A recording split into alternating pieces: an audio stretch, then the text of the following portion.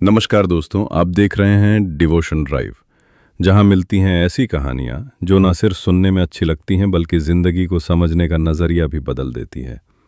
ये कहानी है एक ऐसे ही किसान की जो सिर्फ अनाज नहीं उगाता था बल्कि उम्मीदें बोता था और हर तूफान में खुद को फिर से खड़ा करता था। ये कहानी है एक किसान की जो कि बहुत मेहनती था। वो बड़ी मेहनत से खेतों में अनाज उगाता था और उसकी देखभाल करता था, पर अक्सर ही उसकी फसल खराब हो जाती थी। कभी सूखा पड़ जाता, कभी बाढ़ आ जाती, या कभी तेज धूप और कभी आंधी। कोई ना कोई वजह से उसकी फसल खराब हो ही जाती थी। एक दोनों की इस पेड़ के नीचे बैठकर अपनी बर्बाद हुई फसल को देख रहा था और तभी वो गुस्से में आसमान की तरफ देखकर भगवान से कहता है कि मालिक, आपको सब बहुत महान मानते हैं और सबसे ज़्यादा ज्ञानी मानते हैं। कहते हैं कि आप सब जानते हैं, लेकिन मुझे ऐसा लगता है कि आपको कुछ भी नहीं पता।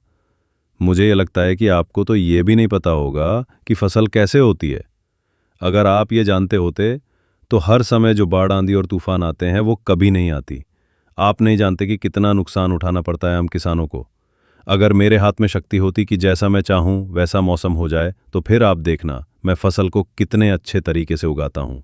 तभी उतने में ऊपर से एक आवाज़ आई, ले, मैं तुझे ये ताकत देता हूँ कि आज से तू जैसा चाहे वैसा मौसम करके अपने फसल को उड़ा सकता है और अपनी फसलों की हिफाजत कर सकता है।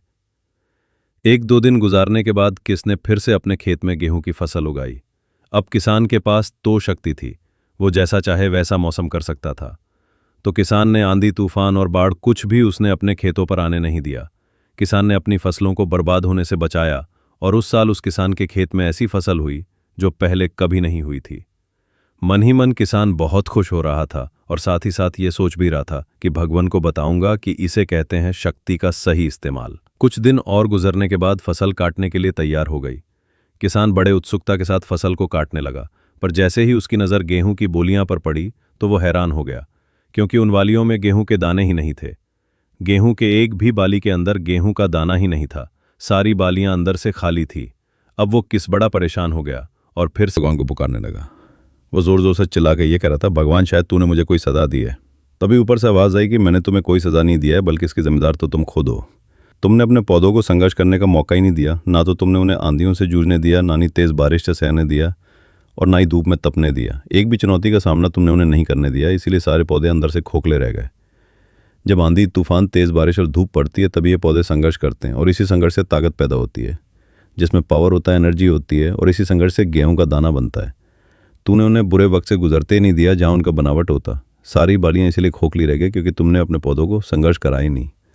सेम यही चीज़ दोस्तों हमारे साथ भी होती है। इस कहानी से हमें ये सीख मिलती है कि बुरा वक्त जो होता है, जिसे लोग संघर्ष कहते हैं, स्ट्रगल कहते हैं, यहीं से एक इंसान की तरक्की होती है। आपको पता होगा कि जब एक डायरेक्टर कोई मूवी बनता है तो डायरेक्टर सबसे डिफ़िकल्ट रोल अपने बेस्ट एक्टर को देता है।